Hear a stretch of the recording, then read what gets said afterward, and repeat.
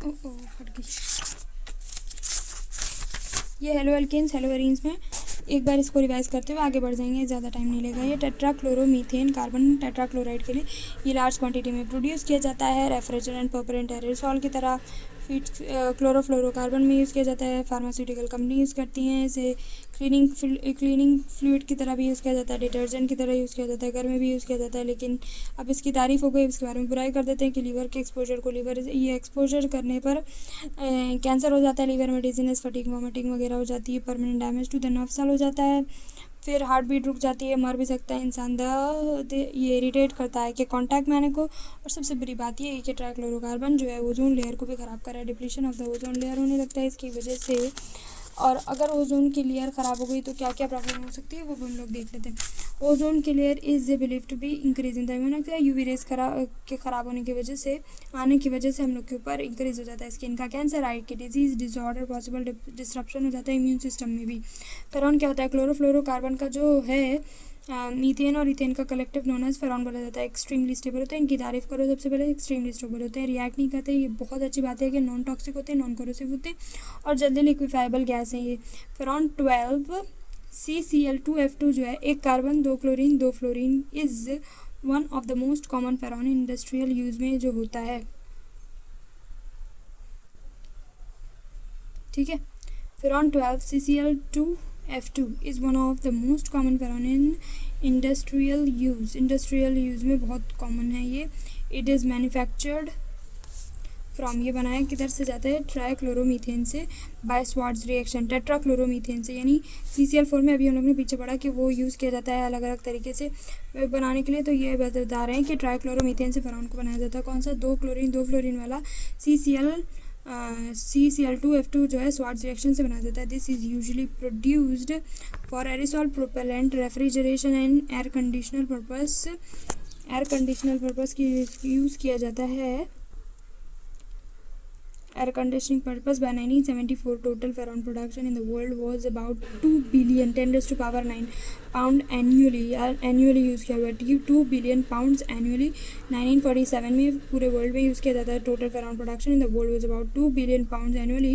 Most ferron even that used in refrigeration eventually make it way into the atmosphere, which is discussed unchanged in the diffuses unchanged into the stratosphere. In stratosphere, ferron is able to initiate radical chain reaction, but that can upset the natural ozone balance। यानी CCl4 के बारे में हमने पढ़ा कि वो जो है ओजोन लेयर को ख़राब करे, डिप्लीशन करे। तो इससे हम लोग ने स्वार्ट्ज रिएक्शन से CCl2F2 बनाया था, राइट।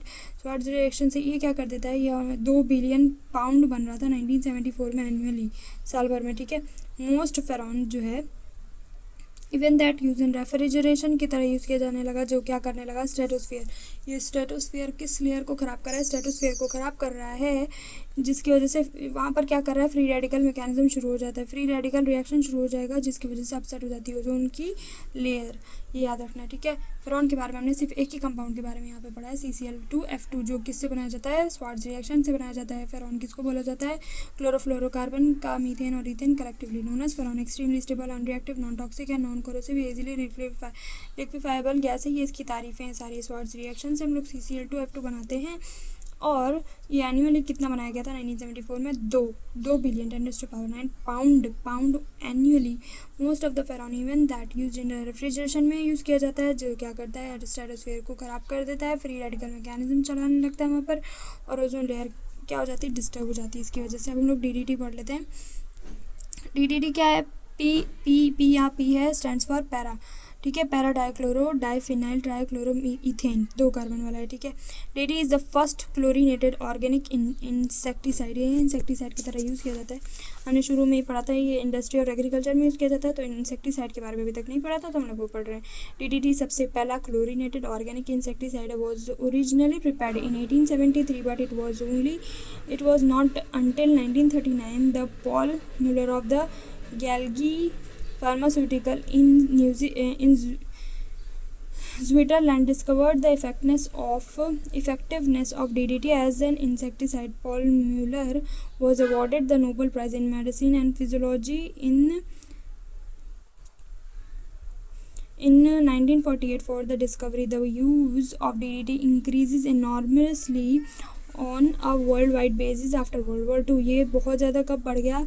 वर्ल्ड वाइड जब वर्ल्ड वॉर टू के बाद ये बहुत ज़्यादा बढ़ गया, ठीक है। सब यूज़ करने लगे पूरे वर्ल्ड में, primarily because of its effectiveness against the mosquito that spreads malaria and lice. जो मलेरिया और लाइस को स्प्रेड कर रहा था वो मॉस्किटो को ये बहुत ज़्यादा अच्छे से मार दे रहा था। दैट कैरी ल्यूपस जो लाइस जो ल्यूपस कैरी कर रही थी उसको भी अच्छे से इफेक्टिव था ये, ठीक है।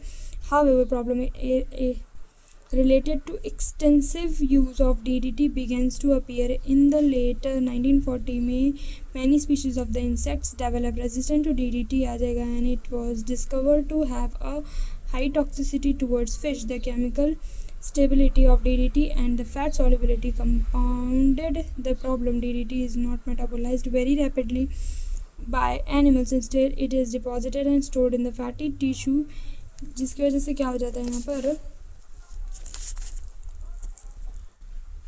fatty tissue. If ingestion continue at a steady rate, DDT builds up within the animal. Over time, the use of DDT was banned in the United States in 1973, although it is still in use in some other part of the world. ये है DDT का structure. ये DDT बनाया जाता है from, इसमें से क्या किया जाता है? पानी निकाला जाता है। मेन तो हमें ये देखना है, ये देखो इसको बनाएंगे कैसे हम लोग। सी 3 क्लोरीन है यहाँ पर, इसमें डबल बॉन्ड हो और H लगा देना, यानी ये क्या है? एल्डिहाइड है 3 क्लोरीन के साथ। अब यहाँ पर 2 बेंजीन की रिंग ले आओ, ठीक है। यहाँ क्लोरीन है, इसके पैरा पोजीशन का हाइड्रोजन निकाल लो। यहाँ पर सेम ऐसे ही Cl लगाओ, हाइड्रोजन निकालो, ये पूरा पानी बन के निकलेगा और ये दोनों इस पर अटैच हो जाएंगे। ये DDT इसीलिए इसको बोला जाता है। CHCl3 से बनता है, CHCl3 CHO, यानी एल्डिहाइड और 3 क्लोरीन 2 कार्बन के साथ अरेंज किए हुए रहते हैं।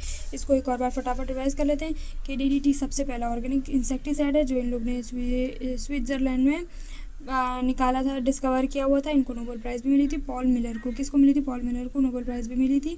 वर्ल्ड वॉर टू के बाद इसे बहुत ज़्यादा यूज़ करने लगा क्योंकि ये बहुत इफेक्टिव था मच्छरों के लिए और जो मलेरिया कॉज करते हैं और जो ल्यूपस वगैरह लिम्फस कैरी कर रहे थे वो सारी चीज़ों के लिए बहुत इफेक्टिव था। ये प्रॉब्लम रिलेटेड टू ये, लेकिन बहुत ज़्यादा बढ़ने के बाद ये कॉज बहुत सारे जो चीज़ ज़्यादा हो जाती है ना उससे इंसान रेजिस्टेंट हो जाता है। नहीं बहुत ज़्यादा प्रॉब्लम किसी को मिलती है वो प्रॉब्लम का याद ही हो जाता है। सो ये क्या हो गया? इंसेक्ट्स है ना रेजिस्टेंट हो गए इससे। Many of the species of the insect develop resistance to DDT and it was also discovered have high toxicity towards fish. Fish के लिए बहुत टॉक्सिक था। फिर ये fat soluble compound, fat soluble है तो जो एनिमल्स इसे खाने लगे DDT वो उनमें मेटाबोलाइज नहीं हो रहा था, डिपॉजिट हो रहा था फैटी टिश्यू के अंदर और एट स्टडी स्टेट पे लेने की वजह से एनिमल में ये बहुत ज़्यादा जम जा रहा था। द यूज़ ऑफ DDT क्या कर दिया? यूनाइटेड स्टेट ने बैन कर दिया था। हेलो फ्रेंड्स, इस टाइम